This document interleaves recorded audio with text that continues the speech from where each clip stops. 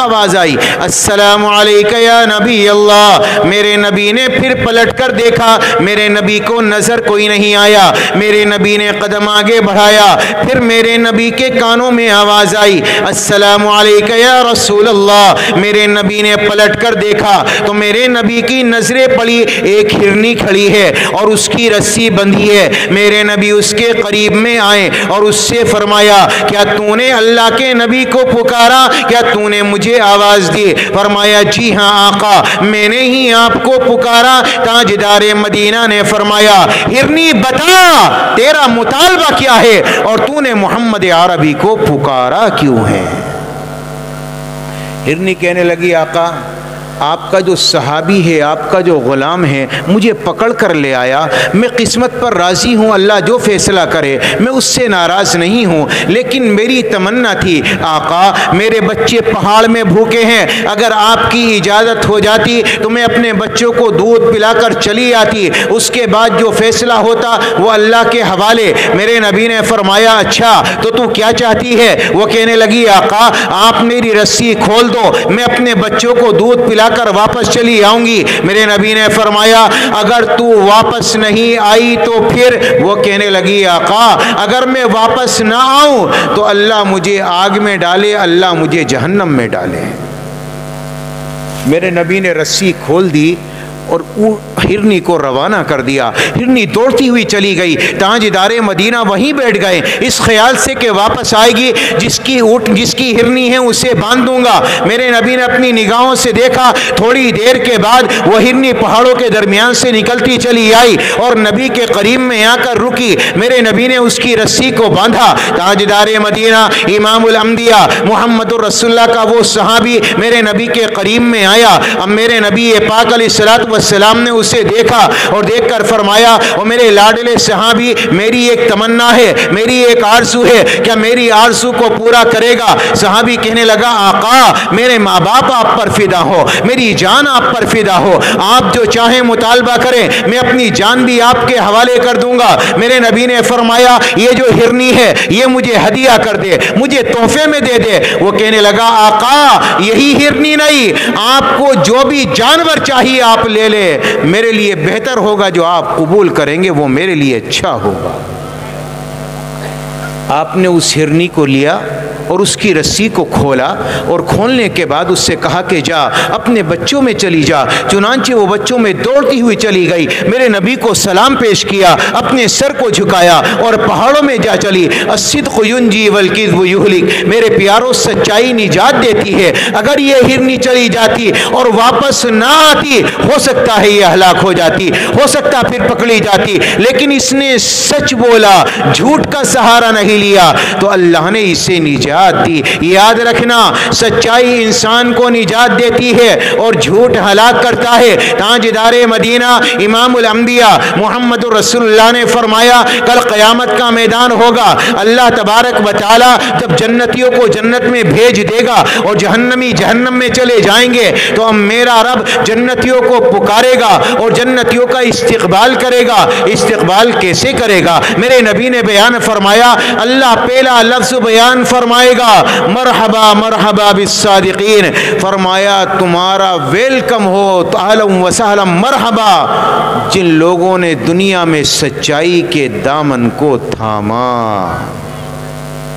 میں یہ کہنا چاہوں گا جنت میں اللہ ویلکم سب سے پہلے سچ بولنے والوں کا کرے گا، نمازیوں کا ویلکم پہلے نہیں ہوگا، زکوٰۃ دینے والوں کا نہیں ہوگا، حج کرنے والوں کا نہیں ہوگا، اللہ کے راستے میں جانے والے جہاد والوں کا نہیں ہوگا۔ میرے پیاروں اگر ویلکم ہوگا جنت میں سب سے پہلے تو میرے نبی نے فرمایا مرحبا مرحبا بالصادقین، جن لوگوں نے دنیا میں سچ بولا، جن لوگوں نے دنیا میں سچائی کے دامن کو تھاما، جن لوگوں نے اپنی زبان پر کبھی جھوٹ نہیں بولا، اللہ تبارک و تعالی جنت میں ان کا استقبال کرے گا۔ اور میرے رب نے قرآن کریم میں فرمایا یا ایھا الذین آمنوا اتقوا اللہ وکونوا مع الصادقین، ایمان والو اللہ سے ڈرو اور سچوں کے دامن کو تھامو۔ میرے رب نے قرآن کریم میں فرمایا یا ایھا الذین آمنوا اتقوا اللہ وقولوا قولا سدیدا، ایمان والو اللہ سے ڈرو اور سچی اور درست بات کہو۔ میرے پیارو اللہ اللہ نے جگہ جگہ قرآن کریم میں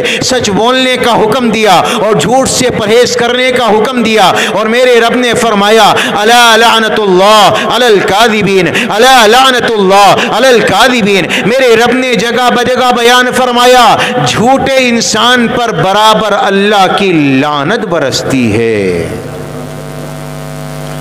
اب میں یہ کہنا چاہوں گا میرے پیارو، ان احادیث کی روشنی میں مجھے یہ بتاؤ کہ میں اور آپ زندگی میں جھوٹ زیادہ بولتے ہیں یا سچ زیادہ بولتے ہیں؟ بھائی زور سے بولو، جھوٹ بولتے ہیں نا؟ اب یہ زبان جو جھوٹ بولے تو بتاؤ کیا کل قیامت کے میدان میں اللہ اس کا استقبال کرے گا؟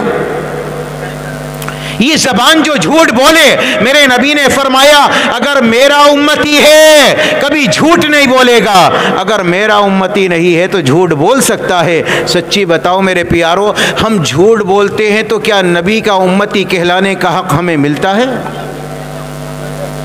اللہ ہم سب کی حفاظت فرمائے۔ میرے نبی نے ارشاد فرمایا اگر تم چاہتے ہو اللہ تمہاری دنیا سنوار دے، اللہ تمہاری آخرت سنوار دے، اللہ کی رحمت تم پر برسے اور تمہاری دنیا کامیاب ہو جائے، تمہاری آخرت کامیاب ہو جائے، تو میرے نبی نے فرمایا صدق و حدیث، پہلی چیز ہے کہ زندگی میں سچائی اپناؤ، کبھی جھوٹ کا سہارا نہ لو تاکہ چاہے تمہاری جان ہی کیوں نہ چلی جائے۔ تو کریں گے بھائی انشاءاللہ اس ایک بات پہ عمل، سچ بولیں گے انشاءاللہ سچائی کا دامن تھامیں گے اور کبھی اپنی زبان سے جھوٹ استعمال نہیں کریں گے انشاءاللہ۔ دوسری چیز میرے نبی نے بیان فرمائی اگر کوئی چاہتا ہے اللہ اس کی دنیا و آخرت سنوار دے تو میرے نبی نے فرمایا دوسری چیز حفظ و امانت، کسی مسلمان کو دھوکہ نہ دینا، کسی مسلمان کے ساتھ دغا نہ کرنا، کسی کے ساتھ دھوکہ بازی نہ کرنا۔ میرے نبی نے بیان فرمایا من غش فلیس منا، جو دھوکہ دے وہ مسلمان کہلانے کا حقدار نہیں۔ یہی دو باتیں ہیں جن کے بارے میں میرے نبی نے بیان فرمایا ہے کہ اگر یہ دو باتیں کسی مسلمان میں پائی جائیں تو وہ مسلمان کہلانے کا حقدار نہیں، وہ آپ کی امت میں سے نہیں۔ میرے پیارو، ایک جھوٹ بولنے والا اور دوسرا لوگوں کو دھوکہ دینے والا۔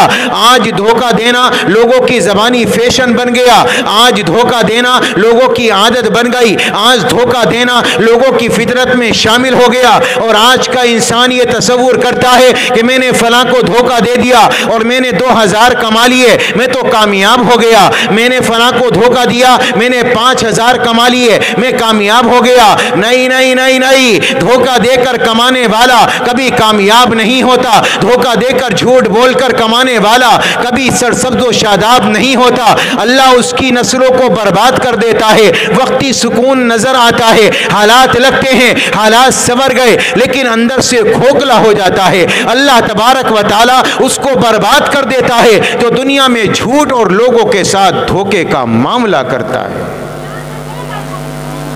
حضرت جریر بن عبداللہ ایک بہت بڑے صحابی گزرے ہیں، انہوں نے اپنے غلام کو بھیجا کہ جاؤ ایک گھوڑا خرید کر لاؤ۔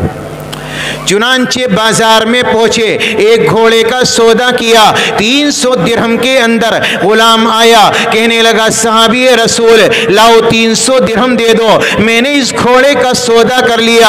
حضرت جریر بن عبداللہ نے فرمایا یہ گھوڑے کا مالک کہاں ہے؟ فرمایا فلاں جگہ پر کھڑا ہے، چل میرے ساتھ میں چل۔ حضرت جریر بن عبداللہ اس کے ساتھ میں چلے، گھوڑے کا مالک نظر آیا، فرمایا بھئی یہ گھوڑا تم نے بیچا ہے؟ فرمایا جی ہاں یہ گھوڑا میں نے بیچا ہے۔ کتنے میں بیچا؟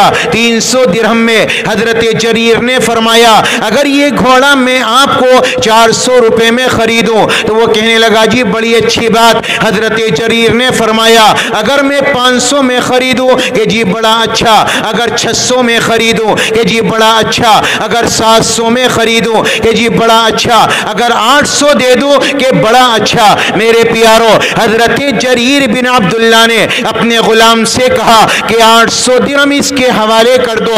واپس آ گئے, گھوڑا خرید لیا. غلام کہنے لگا جی میں نے تو 300 میں سودا کر لیا تھا اور آپ نے اسے 500 بڑھا کر 800 کیوں دے دیے؟ حضرت جریر نے فرمایا میں گھوڑے کی نسل کا جاننے والا ہوں, اسے گھوڑے کی پہچان نہیں تھی, اس کا گھوڑا قیمتی تھا اس لیے میں نے اسے 800 دیے. اس کا گھوڑا 300 کا نہیں 800 کا تھا اور میں نے نبی کے ہاتھ پر ہاتھ رکھ کر یہ قسم کھائی ہے کہ میں دنیا میں جب تک زندہ رہوں گا کسی کو دھوکہ نہیں دوں گا. اگر ہمیں ایسا مال مل جائے کہ 100 کا مال 10 میں مل جائے تو پھر کیا کہنے بھائی؟ نہیں.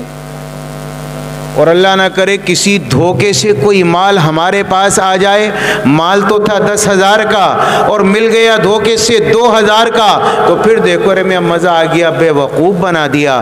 ارے صاحب اس کی عقل چل گئی, وہ 2 میں دے گیا, اور صاحب اسے ضرورت تھی وہ 10 کا مال 1 میں دے گیا.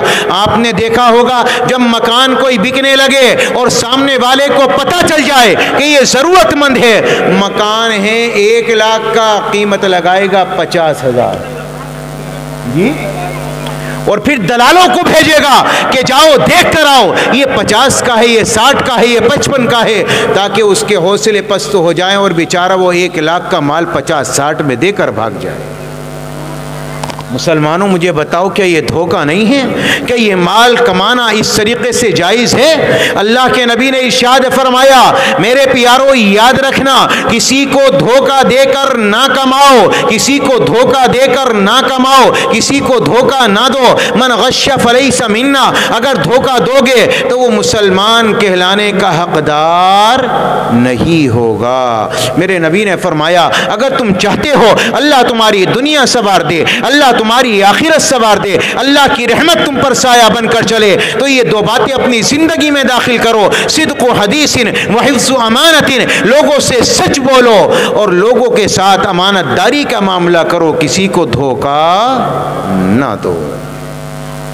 میرے نبی نے فرمایا اگر تو چاہتا ہے تیری دنیا سنور جائے, تیری آخرت سنور جائے, تو تیسری چیز میرے نبی نے بیان فرمائی وحسن خلیقت, تیسری چیز ہے تیرے اخلاق اعلیٰ ہو, تیری زبان کا بول میٹھا ہو, تیری زبان میں کڑواہٹ نہ ہو, تیری زبان میں مٹھاس ہو. میرے نبی نے فرمایا اگر اخلاق اعلیٰ ہوں گے, کردار اعلیٰ ہوگا, تیری زبان کا بول میٹھا ہوگا, تو اللہ کی رحمت برسے گی, تیری دنیا سنور جائے گی, تیری آخرت سنور جائے گی. صحابہ کا مجمع لگا ہے, میرے نبی نے ارشاد فرمایا اے میرے پیارے صحابہ بتاؤ اسلام کا سب سے اعلیٰ, اسلام کا سب سے افضل, اسلام کا سب سے بہتر اور سب سے اعلیٰ عمل کون سا ہے؟ تو صحابہ نے عرض کیا یا نبی اللہ جہاد. میرے نبی نے فرمایا وہ فہو حسن وما بہا, وہ بھی اچھا ہے لیکن اس کے علاوہ بتاؤ. کسی نے کہا نماز,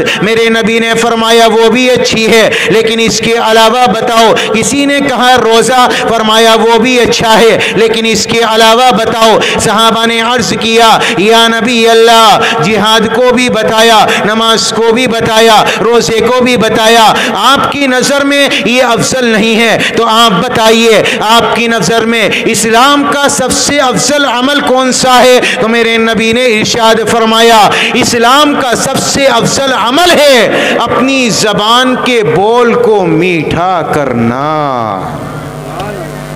اطعام الطعام و طیب الکلام, لوگوں کو کھانا کھلانا اور لوگوں سے میٹھا کلام کرنا, یہ اسلام کا سب سے بہترین عمل ہے. اور میرے پیارو یاد رکھنا تاجدار مدینہ امام الانبیاء محمد رسول اللہ صلی اللہ تعالی علیہ وسلم نے بیان فرمایا اگر تمہاری زبان کا بول میٹھا ہو, تمہارے اخلاق اچھے ہوں, تو نمازی دنیا سے چلا جائے میں قیامت کے میدان میں گارنٹر بن کر نہیں آؤں گا. ایک جہاد کرنے والا دنیا سے جائے, محمد گارنٹر بن کر نہیں آئیں گے. تہجد گزار دنیا سے جائے, جائے محمد گارنٹر بن کر قیامت کے میدان میں نہیں آئیں گے. داڑھی رکھنے والا, قرآن پڑھنے والا, اللہ کے راستے میں جانے والا, زکات دینے والا, حج کرنے والا دنیا سے جائے, محمد قیامت کے میدان میں گارنٹر بن کر نہیں آئیں گے. میرے تمہارے سچے آقا امام الانبیاء نے فرمایا قیامت کے میدان میں میں گارنٹر بن کر آؤں گا. آقا کس کے؟ نمازی کے نہیں, روزے دار کے نہیں, حاجی کے نہیں, تہجد گزار کے. فرمایا نہیں نہیں. اچھا قرآن پڑھنے والے کے نہیں نہیں. کس کے گارنٹر بن کر آؤ گے؟ فرمایا جو دنیا میں اپنے اخلاق اچھے بنا لے, میری گارنٹی ہے جنت کے بیچ میں ایک محل لے کر دوں گا. جو اخلاق اچھے بنا لے, جس کی زبان کا بول میٹھا ہو جائے, میرے نبی نے فرمایا محمد کی گارنٹی ہے جنت کے بیچوں بیچ ایک محل لے کر دوں گا. اب مجھے ایک بات بتا دو میرے پیارو, ہماری زبان میں کڑواہٹ زیادہ ہے یا مٹھاس زیادہ ہے؟ اسلام کا جو بیس ہے, بنی الاسلام علی خمس, اسلام کی بنیاد 5 چیزوں پر رکھی گئی. کیا؟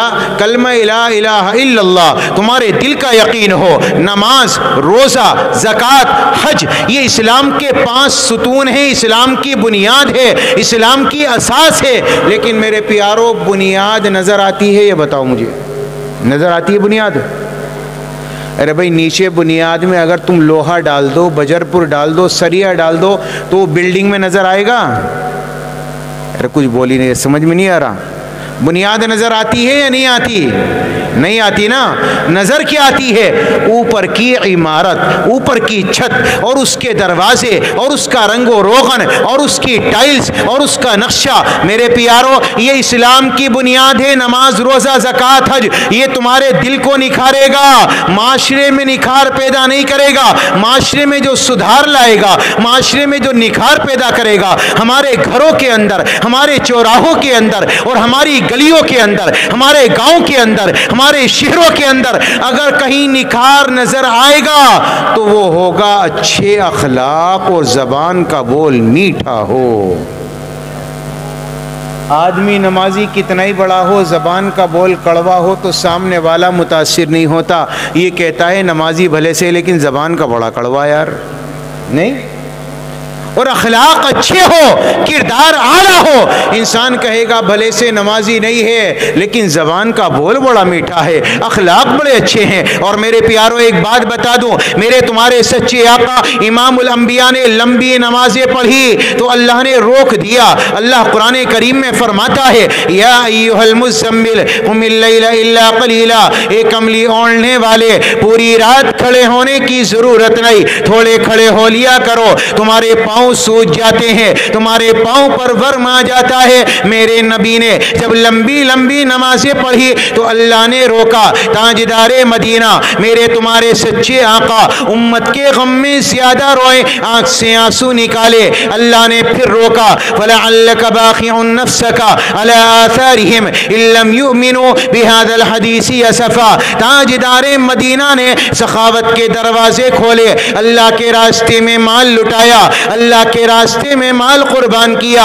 تاجدار مدینہ امام الانبیاء نے جب مال لٹایا تو اللہ نے پھر روکا. وَلَا تَبْسُطْهَا كُلَّ الْبَسْطِ فَتَقْعُدَ مَلُومًا مَحْسُورًا. اے ہائے میں قربان جاؤں. تاجدار مدینہ جب لمبی نمازیں پڑھے اللہ نے روکا. تاجدار مدینہ امت کے غم میں زیادہ روئے, اللہ نے روکا. میرے تمہارے نبی نے سخاوت کے دروازے کھولے, اللہ نے روکا. لیکن میں قربان جاؤں جب میرے نبی نے اخلاق کا نمونہ پیش کیا, اپنی زبان کے بول کو میٹھا کر کے دکھایا, اپنا اخلاق لوگوں کے سامنے رکھا.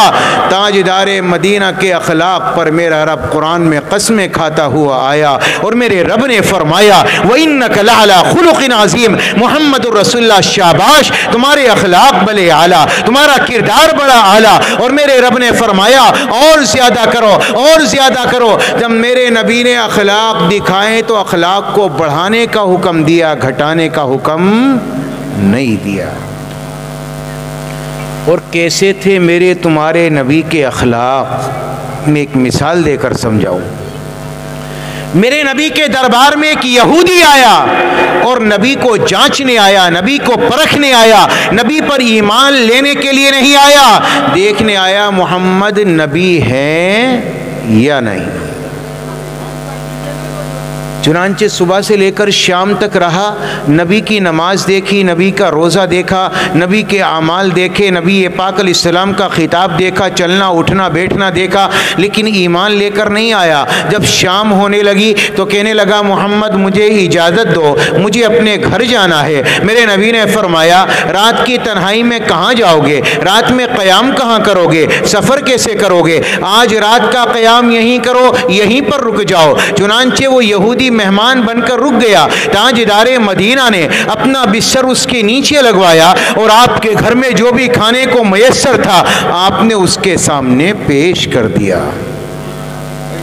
اچھا آج کل ہمارے یہاں مہمان آ جائے تو جان نکل جاتی، لو یار 100 روپے کا خرچ اور آ گیا جی، جبکہ میرے نبی نے فرمایا من کان یؤمن باللہ والیوم الآخر فلیکرم ضیفہ، جو اللہ پر قیامت کے دن پر ایمان رکھتا ہو اسے چاہیے کہ اپنے مہمان کا اکرام کرے۔ اور ایک حدیث میں ہے میرے نبی نے فرمایا اگر کسی میزبان نے مہمان کو ٹیک لگانے کے لیے تکیہ پیش کیا تو اس نے اپنے لیے جنت کو واجب کر لیا۔ کتنا بڑا درجہ مہمان کا۔ آج مہمان آئے تو جان نکل جاتی ہے۔ تاجدار مدینہ کے دربار عالیہ میں یہ مہمان آیا، نبی نے اپنا بستر لگوایا، اپنے گھر میں جو بنا تھا اس کے سامنے رکھ کر اسے کھلایا۔ جا کر یہودی مہمان سو گیا، نبی سو گئے۔ رات کے وقت اچانک یہودی کا پیٹ خراب ہوا۔ اب اس کا جب پیٹ خراب ہوا، پیٹ اتنا خراب ہوا کہ پخانہ نکل گیا، پخانہ بستر میں نکلا، اس کے کپڑوں میں نکلا، اس نے نبی کا بستر گندا کر دیا۔ اب اس کی آنکھ کھلی، یہ اٹھا، مدینے سے باہر نکلا، اس نے اپنے آپ کو دھویا، پاک کیا، صاف کیا۔ اس کے بعد سوچنے لگا محمد کے دربار میں جاؤں یا نہ جاؤں، اگر میں جاتا ہوں پتہ نہیں محمد کیا کہیں گے، اور اگر نہ جاؤں تو میرا جھولا، میرا سامان، میرا سب کچھ محمد کے دربار میں ہے، بڑا نقصان ہو جائے گا، کروں تو کروں کیا۔ ابھی یہ سوچتا ہے کہ اذان فجر ہوتی ہے، اللہ اکبر اللہ اکبر، اللہ کی صدائے بلند ہوئی۔ تاجدار مدینہ مسجد میں میرے نبی نے امامت کے فرائض کو انجام دیا، میرے نبی نے فجر کی نیت باندھی اور صحابہ نے اقتداء میں نیت باندھی، میرے نبی نے نماز پڑھائی، نماز سے فراغت حاصل کی۔ نماز سے فارغ ہونے کے بعد میرے نبی کے دل میں خیال آیا، میرے نبی کے دل میں تصور آیا کہ مہمان کو میں نے رات سلایا تھا، چلوں پہلے اس کی خبر گیری کروں، اسے رات میں نیند آئی یا نہیں، رات کیسی گزری، اسے کوئی پریشانی تو نہیں آئی۔ چنانچہ تاجدار مدینہ مہمان کی خبر لینے کے لیے جب پہنچتے ہیں، دیکھتے کیا ہے کہ مہمان تو غائب ہے اور بستر پر پخانہ پڑا ہے، بستر پر گندگی پڑی ہے۔ تاجدار مدینہ امام الانبیاء نے کوئی لفظ اپنی زبان سے نہیں نکالا۔ آج میں ہوتا یا آپ ہوتے نہ جانے کتنی گالیاں دیتے، نہ جانے کتنا برا اور بھلا کہتے، مہمان یہ کیا کر کے چلا گیا، لیکن میں قربان جاؤں نبی کے میٹھے اخلاق پر، آپ کے اعلیٰ کردار پر کہ تاجدار مدینہ نے اپنی زبان سے کوئی جملہ نہیں نکالا، اور ہاں آپ اپنے بیوی بچوں کو بلاتے، آپ اپنی عائشہ کو بلاتے، فاطمہ کو آواز دیتے، علی کو بلاتے، حضرت بلال کو آواز دیتے، لیکن نانا کسی کو نہیں بلایا۔ تاجدار مدینہ خود اٹھے، ایک پانی کا لوٹا بھر کر لائے، آپ نے بستر باہر نکالا، ایک ہاتھ سے پانی ڈالا، ایک ہاتھ سے محمد نے اس یہودی کی گندگی کو صاف کرنا شروع کیا۔ میں یہ کہنا چاہوں گا انسان اپنی گندگی صاف کر کے باہر آتا ہے تو صابن تلاش کرتا ہے، اور ایک بچہ گندگی کر لے تو ماں کو اللہ نے یہ ظرف دیا ہے کہ وہ بچے کی گندگی صاف کر دے، باپ کو یہ ظرف نہیں ملا۔ باپ گندگی صاف نہیں کر سکتا، لیکن میں قربان جاؤں نبی کے اخلاق دیکھو، آپ کا کردار دیکھو، آپ کی عادات دیکھو کہ مہمان کی گندگی صاف کرتے ہیں۔ ادھر سے وہ یہودی چلا آیا، جب میرے نبی کو اس نے دیکھا کہ محمد اپنے ہاتھ سے میری گندگی صاف کریں تو وہ دوڑ کر نبی کے قریب میں آیا اور امام الانبیاء کے قدموں سے چمٹ گیا اور کہنے لگا آقا میں مدینے کے بڑے بڑے اخلاق والے اور دنیا کے بڑے بڑے اخلاق والے ان کے دربار میں پہنچا، یا نبی اللہ بڑے بڑے لوگوں کی مثالیں سنی ہیں اور بڑے بڑے اخلاق والوں کو دیکھا ہے، لیکن مجھے پیدا کرنے والے کی قسم میں نے آج تک روئے زمین پر آپ جیسا اخلاق والا نہیں دیکھا۔ آپ کے قدموں سے چمٹ گیا اور آنکھ سے آنسو نکلے اور کہنے لگا محمد میں اپنے گھر ابھی نہیں جاؤں گا، پہلے مجھے کلمہ پڑھا دو، مجھے مومن بنا دو، مجھے مسلمان بنا دو۔ کلمہ پڑھ کر مسلمان ہو گیا۔ میں یہ کہنا چاہوں گا صبح سے لے کر شام تک نبی کے دربار میں تھا، نبی کی نماز دیکھی ایمان نہیں لایا، چہرے میں نبوت کی نشانیاں دیکھی ایمان نہیں لایا، نبی کا چلنا اٹھنا بیٹھنا نبوت کی جھلکیاں نظر آئی ایمان نہیں لایا، نبی کا اخلاق دیکھا ایک پل میں مسلمان ہو گیا۔ اخلاق وہ چیز ہے کہ سامنے والے کو اپنی طرف کھینچتی ہے، لیکن افسوس کے ساتھ کہنا پڑتا ہے میرے پیارو، میرے تمہارے اخلاق ایسے ہیں کہ جو اپنوں کو بھی دور کرتے ہیں، نہیں کرتے بھائی؟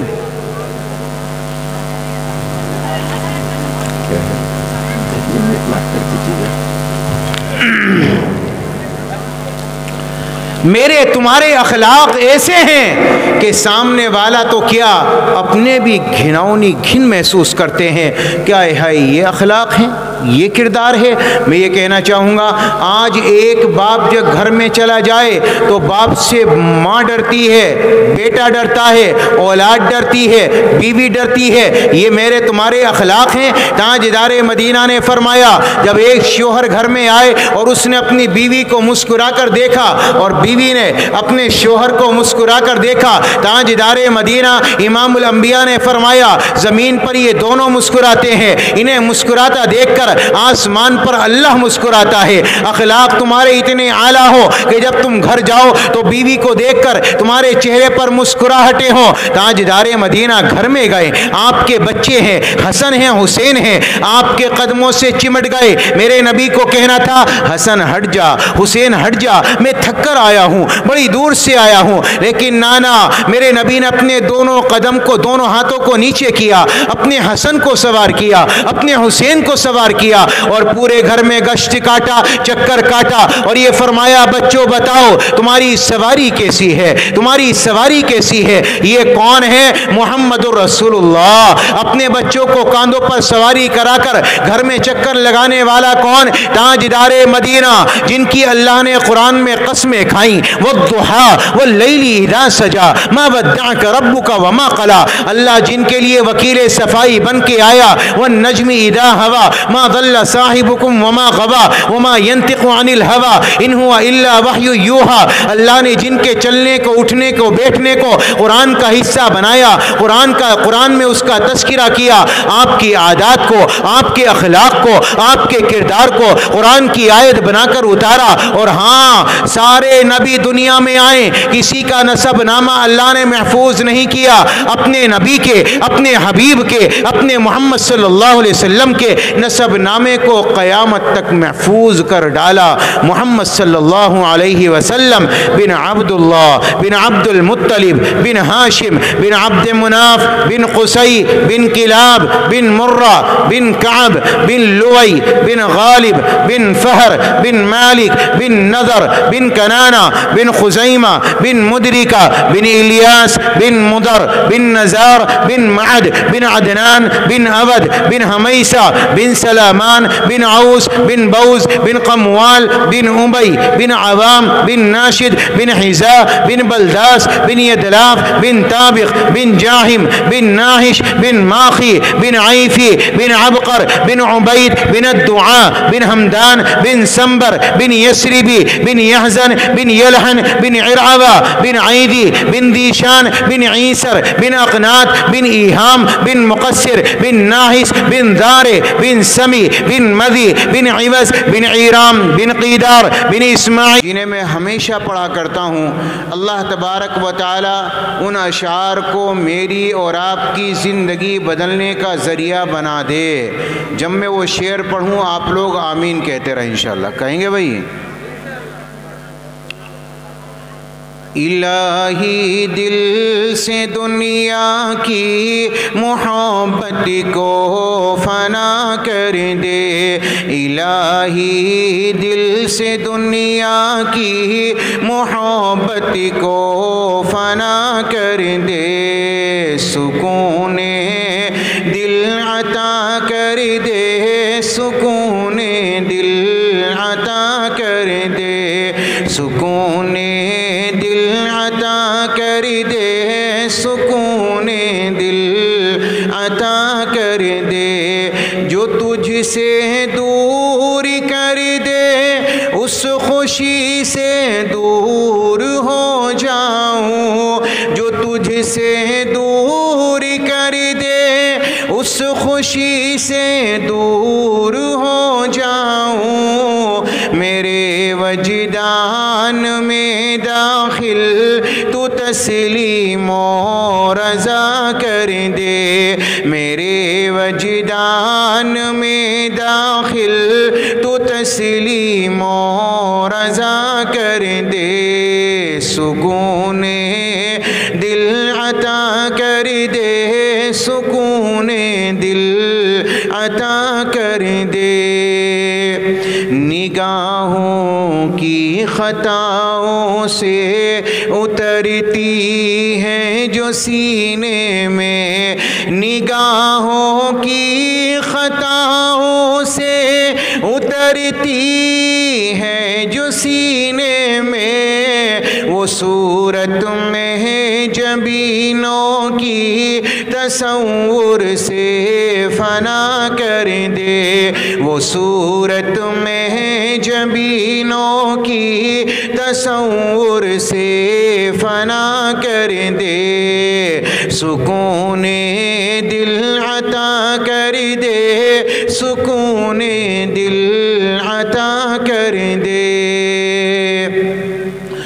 بڑھاپے میں جوانی کی عبادت چاہیے مولا، بڑھاپے میں جوانی کی عبادت چاہیے مولا، بڑھاپے میں جوانی کی عبادت چاہیے مولا، تو اپنی یاد کو قلب و ذہن کا مقتدا کر دے، تو اپنی یاد کو قلب و ذہن کا مقتدا کر دے، سکون دل عطا کر دے، سکون دل عطا کر دے، تو مالک ہے تو خالق ہے،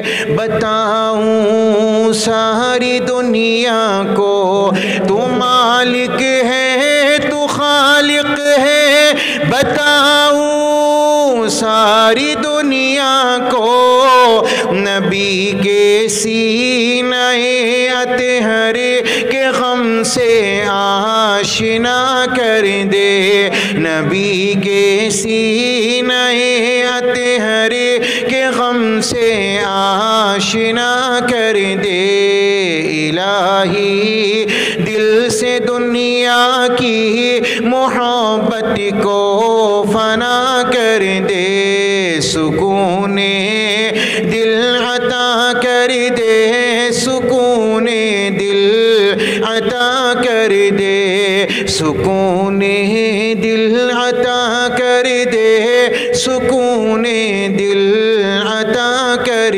دے، نبی کے سینہ اطہر کے غم سے آشنا کر دے، نبی کے سینہ اطہر کے غم سے آشنا کر دے، الہی دل سے دنیا کی میرے نبی کے سینے کا کیا غم تھا جسے شاعر کہتا ہے کہ نبی کے سینہ اطہر کے غم سے آشنا کر دے۔ میرے پیارو، میں زیادہ کچھ نہیں لیکن ایک دو واقعہ اور میرے پیارے آقا کی زندگی آپ کے سامنے پیش کرتا ہوں۔ تاجدار مدینہ میرے تمہارے سچے آقا اپنی سواری پر سوار ہیں، عرفات کا میدان ہے اور لاکھوں صحابہ آپ کے ساتھ میں ہیں، ہزاروں کا مجمع آپ کے ساتھ میں ہے۔ تاجدار مدینہ محمد الرسول اللہ اپنی سواری پر سوار، عرفات کا میدان، اپریل کا مہینہ، اپریل کے مہینے کی گرمی بڑی سخت ہوتی ہے اور میرے پیاروں عرفات کے میدان کی گرمی اور وہاں کی سختی اور زیادہ ہوتی ہے۔ اپریل کا مہینہ تھا، تاجدار مدینہ اپنی سواری پر سوار تھے۔ میرے نبی کو امت کا خیال آیا، میرے نبی کے دل میں تصور آیا کل قیامت کا میدان ہوگا، اللہ تبارک و تعالی اسی عرفات کے میدان کو قیامت کا میدان بنائے گا اور میری امت یہاں پر کھڑی ہوگی۔ تاجدار مدینہ کو اپنی امت کا تصور آیا، اپنی امت کا خیال آیا تو میرے نبی امت کے غم میں رونے لگے اور تاجدار مدینہ کی آنکھ سے آنسو نکلے۔ میرے تمہارے نبی روئیں، 1 منٹ نہیں، 2 منٹ نہیں، 1 گھنٹہ نہیں، آدھا گھنٹہ نہیں، 2 گھنٹے نہیں، بلکہ برابر علماء اکرام نے تخمینہ بیان کیا کہ برابر 5 یا 6 گھنٹے تک میرے نبی کی آنکھ سے آنسو نکلتے رہے اور محمد الرسول اللہ امت کے غم میں برابر روتے رہے۔ 6 گھنٹے تک میرے نبی کی آنکھ کا آنسو نہیں رکا، 5 گھنٹے تک میرے نبی کی آنکھ کا آنسو نہیں رکا۔ حضرت عائشہ کی روایت، ایک رات کا واقعہ، میرے تمہارے سچے آقا امام الانبیاء نے نیت باندھی اور زبان پر آیت آئی، وَامْتَازُوا الْيَوْمَ أَيُّهَا الْمُجْرِمُونَ، قیامت کا میدان ہوگا، اللہ نیکوکاروں کو الگ کرے گا، اللہ بدکاروں کو الگ کرے گا، اللہ نمازی کی صف کو الگ بنائے گا، اللہ بے نمازی کی صف الگ بنائے گا۔ تاجدار مدینہ امام الانبیاء محمد الرسول اللہ کی زبان مبارک پر یہ آیت کریمہ آئی اور میرے نبی نے رونا شروع کر دیا۔ آپ کی آنکھ سے آنسو نکلے، آپ کی داڑھی مبارک تر ہو گئی، آپ نے رکوع کیا، آپ کا سینہ تر ہو گیا، آپ نے سجدہ کیا، آپ کا مصلی تر ہو گیا۔ اما عائشہ کا بیان ہے، جب میں نے صبح مصلی اٹھایا تو اس سے آنسو ٹپک رہے تھے۔ تاجدار مدینہ امت کے غم میں اتنے آنسو بہاتے ہیں۔ میں عرض یہ کرنا چاہوں گا میرے پیارو کہ پوری رات گزر گئی، میرے نبی کی آنکھ کا آنسو نہیں رکا۔ تاجدار مدینہ امت کے غم میں روئے، برابر 6 گھنٹے تک آپ کی آنکھ کا آنسو نہیں رکا۔ میرے نبی کے دل میں کیا غم تھا کہ امت کے لیے اتنا رونا، امت کے لیے اتنا تڑپنا، امت کے لیے اتنا بے چین رہنا کہ راتوں کی نیندیں حرام کر دی۔ یہاں تک کہ اللہ نے قرآن کریم میں فرمایا، یا ایھا المزمل قم اللیل الا قلیلا، اے کملی اوڑھنے والے پوری رات کھڑے ہونے کی ضرورت نہیں، تھوڑے کھڑے ہو لیا کرو، تمہارے پاؤں سوج جاتے ہیں، تمہارے پاؤں پر ورم آ جاتا ہے۔ تاجدار مدینہ امت کے غم میں اللہ کی یاد میں جب راتوں کو کھڑے ہو کر روتے ہیں، پوری رات گزر جاتی ہے اور محمد الرسول اللہ کی آنکھ کا آنسو بند نہیں ہوتا۔ مجھے ایک بات بتاؤ میرے پیارو، تاجدار مدینہ امت کے غم میں اتنا روئے کہ پوری رات گزر گئی، میرے نبی اتنا روئے کہ 6 گھنٹے سواری پر سوار، اوپر شامیانہ نہیں، اوپر کوئی چھاتا نہیں، اور آپ علیہ السلام سواری پر سوار، اپریل کا مہینہ، تیز دھوپ اور گرمی ہے، نبی پاک علیہ السلام کو دھوپ کا احساس نہیں ہوا، آپ علیہ السلام کو دھوپ کی شدت کا احساس دل میں نہیں آیا۔ اگر خیال آیا تو امت کا، اگر تصور آیا تو امت کا، اگر خیال آیا تو ہم جیسے گناہگاروں کا، ہم جیسے پاپیوں کا، کہ اس امت کا کیا بنے گا، ان گناہگاروں کا کیا بنے گا، ان بے نمازیوں کا کیا بنے گا۔ حسن کا خیال نہیں آیا، حسین کا نہیں آیا، فاطمہ کا نہیں آیا، علی کا نہیں آیا، عمر کا نہیں آیا، ابو بکر کا نہیں آیا۔ اگر آیا تو ہم جیسے گناہگاروں کا، ان بے نمازیوں کا کیا بنے گا، ان شراب پینے والوں کا کیا بنے گا؟ ان لوگوں کا کیا بنے گا جنہوں نے معمولی کام کی وجہ سے اللہ کے حکم کو ٹھکرایا، نماز کو چھوڑ ڈالا۔ میرے پیاروں میں زیادہ کچھ نہیں، لیکن اتنا بتا کر جاؤں گا، تاجدار مدینہ محمد الرسول اللہ صلی اللہ علیہ وسلم امت کے غم میں روتے رہے۔ آپ نے امت کو کچھ تعلیمات دی، آپ نے کچھ نصیحتیں فرمائی۔ آپ نے فرمایا میری امت یقیناً اللہ تبارک و تعالیٰ کے راستے پر چلے گی، لیکن کچھ لوگ اس سے بھٹک کر بھی چلیں گے۔ کچھ لوگ ہوں گے جو نماز کے چھوڑنے والے، کچھ لوگ ہوں گے شراب کے پینے والے، کچھ لوگ ہوں گے زنا کرنے والے، لیکن تاجدار مدینہ امام الانبیاء نے فرمایا اگر 4 باتیں تمہاری زندگی میں ہوں گی، دنیا کی کوئی چیز تمہیں نقصان نہیں پہنچا سکتی۔ اور میرے نبی نے فرمایا اگر 4 باتیں تمہاری زندگی میں آ گئیں، اللہ تمہاری دنیا بھی سنوار دے گا، اللہ تمہاری آخرت بھی سنوار دے گا۔ اور میرے نبی نے بیان فرمایا اللہ کی رحمت تمہارے سروں پر سایہ بن کر چلے گی۔ میرے پیاروں، اگر یہ 4 باتیں امت محمدیہ کی زندگی میں پیدا ہو جائیں، کوشش کریں گے بھائی انشاءاللہ یہ 4 باتیں پیدا کرنے کی؟ مختصراً بتاؤں گا انشاءاللہ، آپ کے ذہن میں بیٹھتی چلی جائے گی۔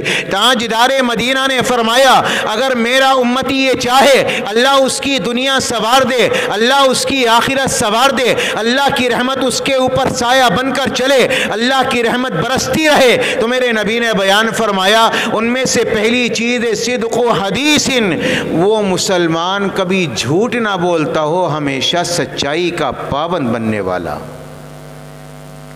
اگر جھوٹ بولے گا تو ناکامی ملے گی، اگر سچ بولے گا اللہ اس کی دنیا بھی سنوار دے گا، اللہ آخرت بھی سنوار دے گا۔ میرے نبی نے فرمایا الصدق ینجی والکذب یہلک، سچائی نجات دیتی ہے اور جھوٹ ہلاک کرتا ہے۔ میرے رب نے قرآن کریم میں فرمایا الا لعنت اللہ علی الکاذبین، اگر کوئی آدمی جھوٹ بولے گا اللہ کی اس پر لعنت برسے گی۔ میرے پیاروں میں زیادہ کچھ نہیں، آپ کو نبی کا ایک فرمان بتا کر چلوں۔ میرے نبی نے ارشاد فرمایا تھا کچا پیاز اور کچا لہسن کھا کر مسجد میں نہ آیا کرو، اس لیے کہ فرشتوں کو اس کی بو سے تکلیف ہوتی ہے۔ میرے نبی نے فرمایا کچی پیاز کچا لہسن کھا کر مسجد میں نہ آیا کرو، فرشتوں کو تکلیف ہوتی ہے۔ جس مسلمان کو پتہ چلا اس نے اس سے پرہیز کیا، لیکن میرے نبی نے بیان فرمایا اگر دنیا میں کوئی ایمان والا، اگر دنیا میں کوئی مسلمان جھوٹ بولتا ہے تو رحمت کے فرشتے 303 میل دور چلے جاتے ہیں اور اس کے قریب نہیں آتے۔ اندازہ لگانا کہ ایک آدمی جھوٹ بولے تو فرشتہ 3 میل دور چلا جائے رحمت کا، تو اللہ کی رحمت اس کے سر کے اوپر برس سکتی ہے بھائی۔